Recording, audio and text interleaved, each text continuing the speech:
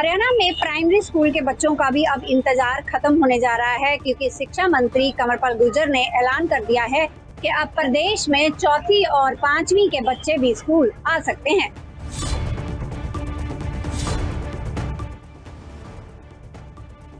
Corona से उभरते हुए हरियाणा सरकार ने छठी से 12वीं के स्कूल खोलने का ऐलान किया, तो अब हरियाणा सरकार बाकी के बच्चों का इंतजार भी खत्म कर रही है।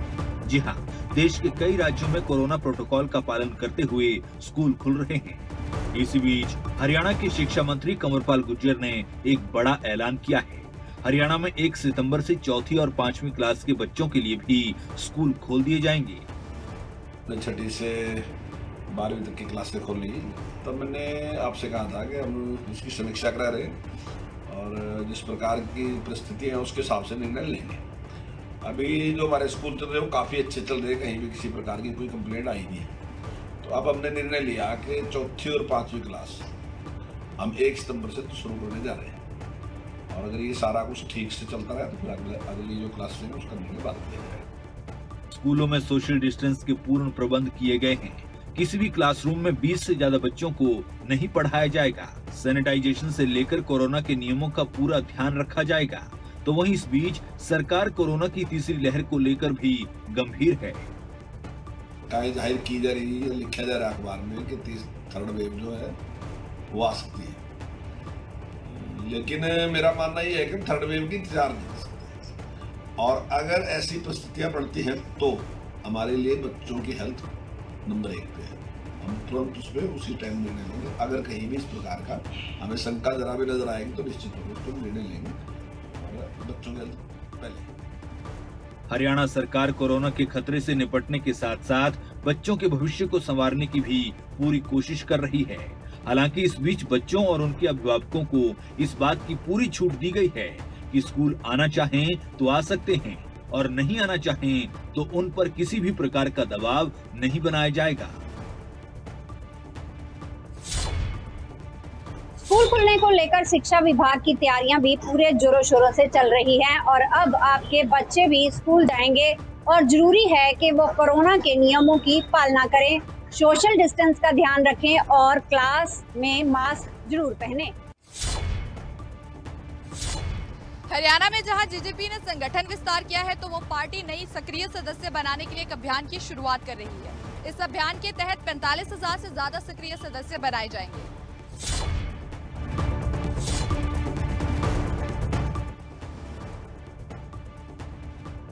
हरियाणा में जननायक जनता पार्टी को और मजबूती मिले, इसके लिए पार्टी पूरे तरीके से सक्रिय है और समय समय पर संगठन में विस्तार कर रही है। अब पार्टी ने राज्य मंत्री अनूप धानक को राष्ट्रीय उपाध्यक्ष बनाया है, तो विधायक अमरजीत ढांडा को किसान प्रकोष्ठ का अध्यक्ष बनाया। तो वहीं जेजेपी राज्य में 45,000 ऐसे नए सक्रिय सदस्य तैयार कर रही है, जो पार्टी की नीतियों को जन जन तक पहुँचाएंगे। जेजेपी नेता दिग्विजय चौटाला को भी गुरुग्राम जिले का प्रभारी बनाया गया। एक जिले में अलग अलग प्रभारी नियुक्त किए गए, मुझे यहाँ की जिम्मेवारी है। हमारा जो लक्ष्य है कि 1 महीने के अंदर इस 25 से अगली 25 तक युग पुरुष स्वर्गीय चौधरी देवीलाल जी का जो हम जन्मदिवस मनाएंगे, उससे पहले हमारी पार्टी के सक्रिय रूप में 45,000 नए सदस्य हमने बनाने हैं। उसकी शुरुआत आज हम गुड़गांव जिले के जो 2,000 सदस्य नए सदस्य का लक्ष्य हमने यहाँ से लिया है। पार्टी की जो लोग सक्रिय ग्रास रूट लेवल पर हैं, बूथ लेवल पर हैं, उनको भी जोड़ें। कम से कम प्रत्येक बूथ पर हमारी पार्टी के 2 सदस्य से ऐसे होने चाहिए जो रजिस्टर्ड। तो ये 45,000 का लक्ष्य हम इसे 1 महीने में पूरा करेंगे। अंबाला में भी जेजेपी प्रभारी कुलदीप मुल्तानी की अध्यक्षता में सदस्यता अभियान की शुरुआत की गई। इस दौरान कुलदीप मुल्तानी ने बताया कि हर हलके से 500 एक्टिव सदस्य बनाने का लक्ष्य है। सभी हलका और जिले के पदाधिकारियों की ड्यूटी लगा दी गई है। प्रदेश में संगठन को मजबूती मिले, इसके लिए नए सदस्य को पार्टी से जोड़ा जा रहा है। हरियाणा विधानसभा में कई विधेयक पास किए गए हैं। इनमें से एक भूमि अधिग्रहण संशोधन अधिनियम भी है, लेकिन किसानों के मुताबिक ये विधेयक किसानों के लिए कृषि कानून से भी घातक है। आखिर क्या है ऐसा इस विधेयक में और किसान इसे क्यों घातक बता रहे हैं, देखिए इस रिपोर्ट में।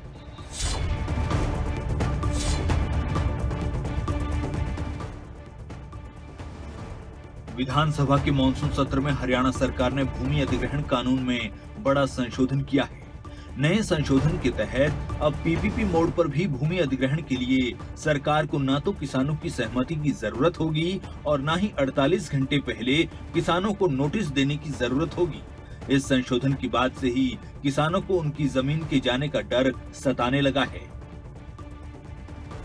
जो किसानों का काले कानूनों पर जो आंदोलन चल रहा है, ये उसको भटकाने की दिशा में एक कदम है। ताकि पहले क्या था, कर्ज माफी का सरकार ने सोचा छोड़ा था, कर्ज माफी की नहीं थी और वो स्वामीनाथन रिपोर्ट ला दी। फिर हम स्वामीनाथन रिपोर्ट के लिए लड़ने लगे, तब तक ये काले कानून दिए। स्वामीनाथन रिपोर्ट छोड़ दी, हम काले कानून की लड़ाई लड़ने लगे। अब काले कानूनों की लड़ाई लड़ने लगे थे, अब ये भूमि अधिग्रहण का सोचा छोड़ दिया है ताकि हम काले कानूनों की लड़ाई लड़ रहे हैं उसे भटक जाएं। लेकिन ना हम काले कानूनों की लड़ाई से भटकेंगे और ना ही हम अपनी अधिग्रहण, ये जो नया बिल पास किया इसको लागू नहीं होने देंगे, चाहे हमें कोई भी कुर्बानी देनी पड़ जाए। अपनी जान तक की कुर्बानी देने के लिए हमारे किसान तैयार हैं। साथ ही राज्य सरकार ने 2013 में यूपीए सरकार के लाए गए भूमि अधिग्रहण के कानून में विधानसभा में बड़ा संशोधन किया है। हरियाणा सरकार के नए संशोधन के मुताबिक अब प्रदेश में सरकारी के अलावा पब्लिक प्राइवेट पार्टनरशिप मोड वाले प्रोजेक्ट्स के लिए भी सरकार को भूमि अधिग्रहण के लिए किसानों की सहमति की जरूरत नहीं होगी। किसानों को बहुत ही नुकसानदायक कानून बना दिया है। और दूसरी बात, इसमें समय का कोई भी प्रावधान नहीं है। कितने दिन पहले नोटिस दिया जाएगा, बिना नोटिस के कभी भी रात को भी उठा देंगे जबरदस्ती आके अपना कब्जा करके। ये तो जो वहाँ पहले बसिंदे हैं, जो काम कर रहे हैं, उसकी उपजीविका का क्या होगा, वो कैसे, उसके अंदर फसल खड़ी है, उसने कमाई करके फसल की हुई है, फसल पकने तक का कोई नोटिस वगैरह होता है तो किसान उसके अंदर जो उसकी निर्भरता है उसको देखते हुए कवर करता है किसी भी तरह। लेकिन ये तो तानाशाही रवैया बना के बहुत सरकार ने गलत कानून बनाया है, इसको हम एक्सेप्ट नहीं करेंगे। भूमि अधिग्रहण कानून में किए गए संशोधन को लेकर किसानों में रोष है। अब गुस्साए किसानों की माने तो सरकार को किसानों और आम जनता की भलाई से कोई मतलब नहीं, तो वहीं कुछ किसान इस संशोधन को कृषि कानूनों के खिलाफ किए जा रहे आंदोलन को भटकाने का जरिया भी बता रहे हैं। किसान इस संशोधन को कृषि कानूनों से भी ज्यादा नुकसानदायक बता रहे हैं और इसके खिलाफ मुहिम छेड़ने की चेतावनी भी दे रहे हैं। हिसार में एक टीचर को छात्र को शरारत करने से रोकने की ऐसी सजा मिली कि आज टीचर अस्पताल में अपना इलाज करवा रहे हैं। जी हां, टीचर के आरोप हैं कि उनके छात्र के परिजनों ने ही उन पर हमला बोल दिया। देखिए रिपोर्ट। तस्वीरों में दिख रहा ये घायल हिसार के पातन गांव में हाई स्कूल का टीचर है। एक टीचर होने के नाते अपने स्टूडेंट्स को अच्छा बुरा समझाना इनका फर्ज है और इसी फर्ज को निभाने की इस टीचर को सजा मिली है। अपने स्कूल के एक छात्र को शरारत करने से रोकने पर टीचर को ईंट से मार मिली। सर पर गंभीर चोट, खून से लहूलुहान हुआ ये टीचर। अब इन्हें क्या मालूम था कि इन्हें अपने स्कूल के स्टूडेंट्स को शरारत करने से रोकना इतना महंगा पड़ेगा। 24 तारीख को 10 बजे जो है ना, एक छोटा बच्चा 6ठी क्लास का मेरे पास आया और उन्होंने कहा जी बड़ा बच्चा जो है ये मेरे को मार रहा है। मैंने जाके देखा, वो बच्चा उसको मार रहा था, बैठने नहीं दे रहा था। मैंने उन दोनों बच्चों को धमका करके उनका झगड़ा खत्म करवा दिया और मैंने बच्चों को बिठा दिया। अच्छा, वो जो बड़ा बच्चा है मैंने उसको बाहर भी निकाला है और उसको धमकाया। अच्छा हाँ, बैठ जा बेटा। तो यही बात थी, कोई वारदात नहीं थी, कोई कहानी नहीं थी। दोनों बच्चे हमारे थे, छोटा बच्चा भी हमारा था, बड़ा भी हमारा था। का है कोई साहिल है, उसने घर जाके बताया भी मास्टर ने मेरे को थप्पड़ मारा है और उसके माँ बाप जो है मेरे को बताने की बजाय उन्होंने आके सीधा अटैक मेरे ऊपर ही कर दिया। टीचर के आरोप है कि स्कूल में एक सीनियर स्टूडेंट जूनियर स्टूडेंट को तंग किया करता था। जूनियर स्टूडेंट ने इस मामले में टीचर को शिकायत दी थी। टीचर ने दोनों बच्चों को समझाया और साथ में फटकार भी लगाई। सीनियर स्टूडेंट ने टीचर की इस फटकार की शिकायत अपने परिजनों को भी दी, जिसके बाद स्टूडेंट ने टीचर पर हमला बोल दिया। पीटीएम के लिए पेरेंट्स आ रहे थे तो इनकी बात हुई कि भाई वो 6th क्लास का इंचार्ज कौन है, तो ये बोले कि आप चलो चलते हैं, आप बैठते हैं, बात करेंगे पीटीएम। तो कुर्सी के लिए इंतज़ाम करने के लिए हम जा ही रहे थे, इस दौरान उन्होंने चप्पलों से, लात गुस्सों से हमला कर दिया और काफ़ी इन्होंने भी कोशिश की, मैं और ये दोनों साथ ही थे, बचाने की बहुत कोशिश की, लेकिन उनकी संख्या अधिक होने की वजह से मैं चिल्लाता रहा, बच्चों को भी, स्टाफ को भी बुलाता रहा, लेकिन स्टाफ हमारा दूर दूर मीटिंग में व्यस्त था। तो इस दौरान 2-4 मिनट का समय लग गया तो ये हादसा हो गया। तो बाद में जब उनकी संख्या बढ़ी तो किसी जेंट्स ने, हालांकि देखा नहीं, ईंट से इनके सर पे वार किया। फिर मैं इनको मतलब घुमा के और उनके आगे पड़ के और कमरे में बंद किया ताकि और ज़्यादा इनके ऊपर अटैक ना हो। गौरतलब है कि टीचर की पिटाई का ये कोई पहला मामला नहीं है। स्कूल के ही एक टीचर ने बताया कि पिछले 4 सालों में ऐसी 30 घटनाएं हो चुकी है। अब शिक्षा के मंदिर में जहां टीचर को भगवान का दर्जा दिया गया है, उसी शिक्षा के मंदिर में टीचर की यूं इस तरह से बेरहम पिटाई होना वाकई में कई सवाल खड़े करता है। टीचर्स के साथ होने वाले ऐसे अपराधों पर वाकई लगाम लगाने की जरूरत है। अब देखना यह होगा कि इस पूरे मामले में किस तरह की कार्रवाई की जाती है और दोषियों को कब तक सलाखों के पीछे पहुंचाया जाता है। अंबाला से यूपी जाने वाले यात्रियों के लिए राहत की खबर है, क्योंकि Haryana roadways bus service UP के लिए एक बार फिर शुरू हो गई है। अब इस सर्विस के शुरू होने के बाद यात्रियों को यूपी की बस पकड़ने के लिए किसी दूसरे जिले में जाने की जरूरत नहीं है।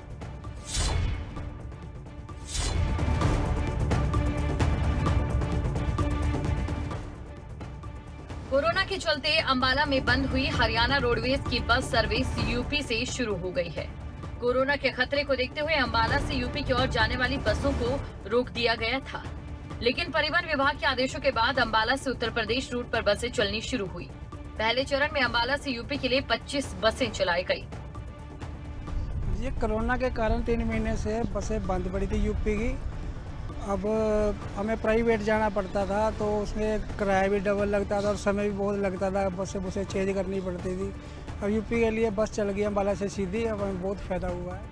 परिवहन विभाग ने कोरोना से बनते हालातों को सामान्य होते देख ये फैसला लिया। हरियाणा रोडवेज के जीएम मुनीश सहगल ने बताया कि फिलहाल अंबाला से ये सुविधा 4 जिले सहारनपुर, लखनऊ, मेरठ, बरेली तक के लिए शुरू की गई। यूपी में जिन हमारे जहां जिलों में बस जा रही थी तो उसका संचालन अभी ही इस संडे से शुरू किया गया है, तो जिसमें अभी हमने फिलहाल पिछले कल ही जो लखनऊ बस भेजी गई है और हम और 3 ज़िले जो इसके अलावा जो हैं सहारनपुर, मेरठ और बरेली, तो इन टोटल जो हमारे हैं 4 जगह पे हम जो है हमने नई शुरुआत की थी यहाँ पर अंबाला डिपो से, तो फिर से इनका संचालन शुरू कर दिया गया है। रिस्पॉन्स अच्छा है। लखनऊ का जो था यहाँ पर 45 सवारियाँ डायरेक्ट ही यहाँ से मिल गई हमें अंबाला कैंट से ही, तो पहले भी क्योंकि हमें जब लॉकडाउन से पहले भी अच्छा रिस्पांस मिला था कि जिससे हमें कई बार देखने में गया था कि 2, 3, 4 बसें भी हमें जो यहाँ पे हमें भेजनी पड़ी थी। जहाँ एक और यूपी के लिए शुरू हुई बस सर्विस को यात्रियों का अच्छा रिस्पांस मिल रहा है, तो वहीं हरियाणा रोडवेज को रेवेन्यू के जरिए भी काफी फायदा होगा। जहां एक और यूपी के लिए शुरू हुई बस सर्विस के लिए यात्रियों को अच्छा रिस्पांस मिल रहा है, वहीं हरियाणा रोडवेज को रेवेन्यू के नजरिए से भी काफी फायदा होगा। बल्लभगढ़ में पुलिस ने दुकानों पर काम करने वाले कर्मचारियों का वेरिफिकेशन अभियान शुरू किया है। पुलिस का कहना है कि बिना वेरिफिकेशन के दुकान पर काम करने वालों पर अब कार्रवाई की जाएगी। बल्लभगढ़ में पुलिस एक्शन मोड में नजर आ रही है। दुकानों पर काम करने वाले कर्मचारियों पर पुलिस की पैनी नजर टिकी है। इसलिए ही पुलिस ने शहर के मेन बाजार में दुकानों पर काम करने वाले कर्मचारियों का वेरिफिकेशन करना भी अब शुरू कर दिया है। अग्रसेन चौकी इंचार्ज विनोद कुमार ने खुद सभी दुकानों पर जाकर काम करने वाले लोगों का नाम, पता और कहाँ के वो रहने वाले हैं, ये सब नोट किया। साथ ही पुलिस चौकी में अपनी एक आईडी जमा करने के लिए भी उन्हें कहा गया। अगर कोई ऐसा नहीं करता है तो उस पर कानूनी कार्रवाई भी की जाएगी। इन सभी लोगों का वेरिफिकेशन करने के लिए उन्हें एक-एक करके पुलिस चौकी में बुलाया जाएगा। जो मेन बाजार है बल्लभगढ़ का, अपना सिटी थाने की बीट नंबर 1 है और इसमें जैसे पीछे भी कुछ कुछ वारदात हुई है नौकरों द्वारा, कुछ वारदात हुई हैं, उसको लेके हम लोगों ने डीसीपी साहब के साथ जो इन लोगों ने मीटिंग भी रखी थी, उसमें डिसाइड हुआ था कि भाई जितने भी इनके सेल्समैन हैं या नौकर हैं दुकानों पे काम करने वाले, उन सब की हम आईडी लेंगे और उनकी पुलिस वेरिफिकेशन कराएंगे, उनके बैकग्राउंड चेक करेंगे सबकी। तो ये हमारी बीट नंबर 1 है, उसका हमने मुहिम चला रखी है, रिकॉर्ड हम लोग ले रहे हैं और जल्दी से जल्दी इसको कंप्लीट भी करेंगे और चेक करेंगे कि भाई इनको हम हिदायत भी दे रहे हैं कि किसी अजनबी को ना रखें और जांच परख के ही किसी नौकर का रोकें। चौकी इंचार्ज विनोद कुमार ने इस अभियान के बारे में भी बताया कि दुकानों पर काम करने वाले और कॉलोनियों में रहने वाले किराएदारों का वेरिफिकेशन पुलिस कमिश्नर के आदेश पर किया जा रहा है। कॉलोनी में भी चली हुई है मुहिम, जो हमारी अलग से बीट नंबर 2, 3, 4 हैं, उन पे भी हमने किराएदारों को लेके भी ये मुहिम चला रखी है और कुछ जैसे पीजी कहीं पे है या ओयो में है, सारी जगह हम लोग ने ये सिक्योरिटी टाइट की हुई है। किराएदार की अगर बात की जाए तो कितनी मुहिम आगे बढ़ चुकी है?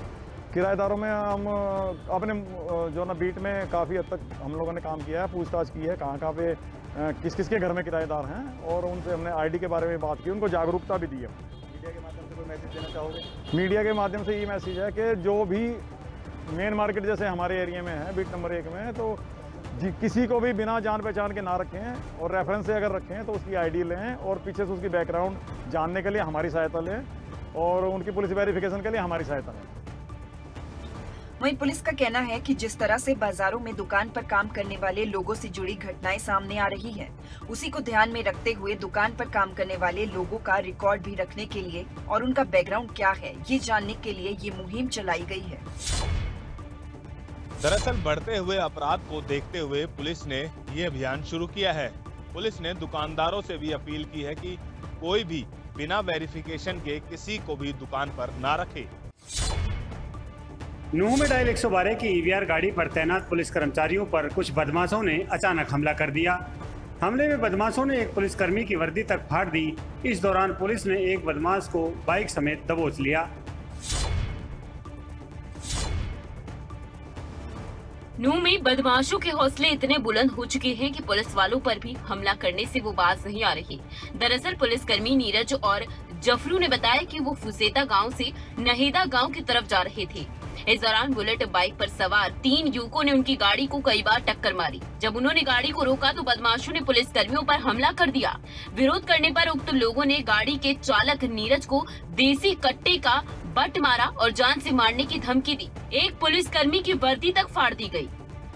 हमारे पास कॉल आई थी जी, जैसे ही हम कॉल को मतलब अटेंड करने के लिए गए ना जी, वो मोटरसाइकिल पे खड़े थे जी बुलेट पे, और बुलेट पे जैसे इंचार्ज साहब उनको पूछने के लिए गए, उन्होंने हाथापाई की और जैसे ही मैं नीचे उतर गया 2 लड़के मेरे पास आए और मेरी वर्दी फाड़ दी और मेरे यहाँ कट्टे का बट मारा और मेरे को गोली मारने की धमकी दी और गाँव के जो लोग थे वहाँ पे उन्होंने छुड़वा के उसको भगा दिया। एक मुलजिम को हम पकड़ के लिए आए। तो कुछ नाम पता लग पाया, क्या नाम था उनका? नाम नहीं पता जी सर हम उनको। तो क्या ऐसे बंदों पे किस तरह की कार्रवाई होनी चाहिए? कार्रवाई तो ये है जी, हमारे को थोड़ा असला इशू किया जा जिससे हमको थोड़ा सेफ्टी मिल जा। तो वर्दी अब इनके मतलब खिलाफ सख्त कार्रवाई की जाए, हम तो यही मांग करेंगे जी। तो गाड़ी में किस तरह का नुकसान कोई हुआ है उन लोगों? गाड़ी में उन्होंने मोटरसाइकिलों के मुलजिम को छुड़वाने की कोशिश करी गई और गाड़ी में डेंट पड़ गए हैं सारी। वहीं पुलिसकर्मियों ने किसी तरह उनमें से एक युवक को बाइक समेत दबोच लिया, जबकि 2 अन्य फरार हो गए। नाइट शिफ्ट चल रही थी जिसमें हमको कॉल आई है नहेदा के पास से, तो हम वहाँ पे वारदात जा रहे थे जिसमें इन्होंने बीच में हमारे मोटरसाइकिल लड़ा दी और हमसे बदतमीजी करी और हम मारपीट करी। कौन लोग थे जिन्होंने मोटरसाइकिल लड़ाई इस तरह पता लगा? नहेदा के उसके फुसेता के बंदे थे। तो क्या किया उन्होंने आपके साथ? उन्होंने हमारे साथ झगड़ा किया और हमारे मुलाजिम के ऊपर कपड़े फाड़ दिए उसको और छाती पे इसने कट्टा के बट मारा है। तो अब किसी बंदे को उन्होंने से पकड़ लिया। तो क्या बात हुई थी, किस तरह से उन्होंने जो है आपके साथ बदतमीजी क्यों की थी? नशे की हालत में था, तो पास हथियार वगैरह कोई नहीं है। बदमाशों से बरामद हुई बाइक भी चोरी की निकली है। पुलिस पूछताछ में आरोपी ने बाइक को दिल्ली से चोरी करना कबूला है। दिल्ली पुलिस को सूचना देने के बाद दिल्ली पुलिस के कर्मचारी भी बिछौर थाना पहुंचे। फिलहाल पुलिस ने बदमाशों के खिलाफ मामला दर्ज कर लिया है और जांच शुरू कर दी है। जहां पुलिस ने एक बदमाश को गिरफ्तार किया है तो वहीं 2 अन्य की तलाश जारी है। पुलिस का कहना है कि जल्द ही अन्य 2 आरोपियों को भी गिरफ्तार कर लिया जाएगा। सिरसा में पिछले काफी समय से आपराधिक गतिविधियां बढ़ रही हैं। इन गतिविधियों पर रोक लगाने के लिए सिरसा पुलिस ने एक नया एक्शन प्लान तैयार किया है। क्या है ये पुलिस का एक्शन प्लान, देखिए रिपोर्ट। सिरसा में लगातार बढ़ रही आपराधिक गतिविधियां चिंता का विषय बनी हुई हैं, लेकिन अब पुलिस फुल एक्शन मोड में आ चुकी है। पुलिस ने एक नया एक्शन प्लान तैयार किया है। पुलिस का कहना है कि इस प्लान से अपराध पर अंकुश लग सकेगा। दरअसल पिछले 5 साल से उन सभी अपराधियों की लिस्ट तैयार की गई है जिन पर विभिन्न मुकदमे दर्ज हुए हैं। इन पर पुलिस की टीमें नजर रखेंगी। इसके लिए सभी थाना प्रभारियों के साथ साथ CIA को भी विशेष ड्यूटी दी गई है। SP डॉक्टर अर्पित जैन ने इस नए एक्शन प्लान के बारे में जानकारी भी दी है।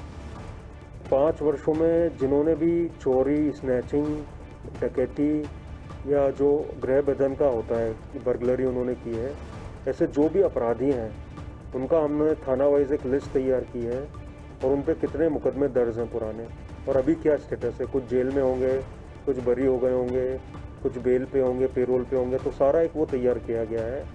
और हर SHO को जिम्मेदारी दी गई है कि वो पर्सनली उनको चेक करवाए कि अभी वो क्या कर रहे हैं।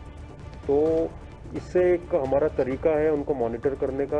और जो डेस्परेट हैं, यानी कि जो फिर से अपराध कर सकते हैं, उन पर भी इससे नज़र रखी जाएगी। और CIA टीम को भी जो ऐसे डेस्परेट हैं, हमने 3 कैटेगरी में इसको डिवाइड किया है। एक तो बहुत ही डेस्परेट हैं जो कभी भी क्राइम कर सकते हैं, तो उस पर मुख्यतः हमारी CIA टीम जो है वो नज़र रखेगी। वहीं अपराध की गंभीरता के अनुसार CIA टीम या थाना प्रभारियों की मॉनिटरिंग की ड्यूटी लगा दी गई है। ये लोग संपर्क करते रहेंगे ताकि वो जो ये गलत कार्य है या जो गलत प्रोफेशन है उसमें ना जाए वो, और हमेशा जो अच्छा अपना मेहनत का काम है वो करते रहें। तो ये एक तरीका है कि कैसे उनको हम प्रिवेंट करें क्राइम को।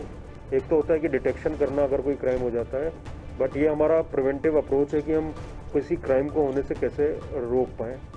तो लगभग हर थाने में किसी में 100 हैं, किसी में 200-250 ऐसे लोग हैं जो पिछले 5 साल में कहीं ना कहीं उन पर पर्चा हुआ था। तो उनको हम लोगों ने आइडेंटिफाई किया है। उनकी पूरी 12-13 उसके वो हैं, एक प्रोफार्मा तैयार किया गया जिसमें 12-13 पॉइंट्स हैं, वो हर व्यक्ति का तैयार किया गया और सारे SHO को ये लिस्ट दी गई है। सिरसा के SP डॉक्टर अर्पित जैन का कहना है कि आमतौर पर क्राइम वही लोग करते हैं जो पहले से किसी न किसी मामले में शामिल हो, इसीलिए हमने नया प्लान तैयार किया है। अपराध और आपराधिक गतिविधियों को रोकने के लिए पुलिस द्वारा बनाया गया ये प्लान कितना कारगर साबित होता है, ये तो आने वाला वक्त ही बताएगा।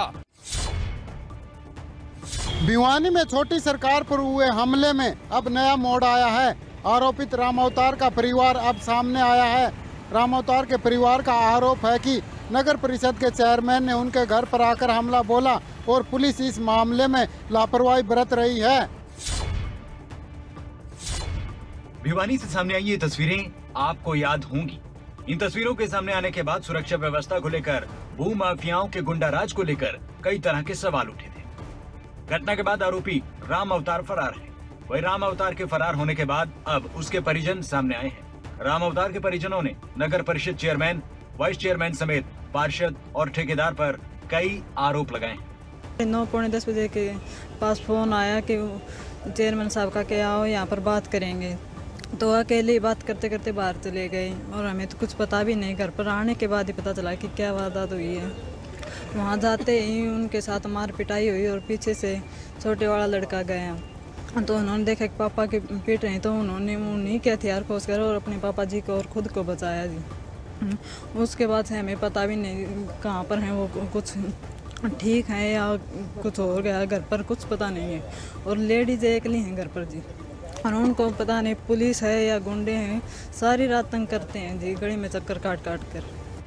राम अवतार के परिवार ने पुलिस पर एक तरफा कार्रवाई का आरोप लगाया है, लेकिन पुलिस ने आरोपों को खारिज करते हुए कहा है कि राम अवतार का परिवार जांच में सहयोग नहीं कर रहा। नहीं, शिकायत बिल्कुल दर्ज कर ली गई है और शिकायत पे उस पर भी जांच चल रही है। जो तथ्य है जो जांच के दौरान जैसे सामने आएंगे उसके हिसाब से कार्रवाई की जाएगी। अभी तक के तथ्यों के हिसाब से जो चेयरमैन पे हमला हुआ है उसमें FIR दर्ज की जा चुकी है।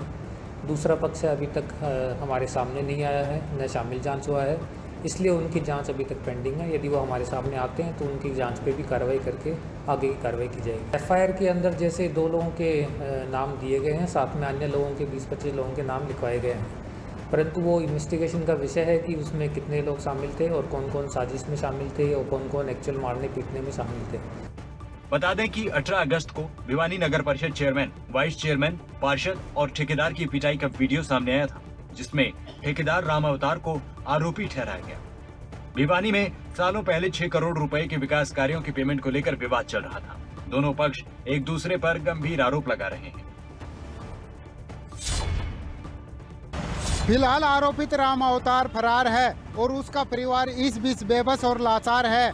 अब देखना होगा कि इस मामले में क्या निकलकर सामने आता है। क्या राम अवतार पर लगे आरोप सिद्ध होते हैं या फिर राम अवतार के परिजनों द्वारा लगाए गए आरोप सही निकलते हैं।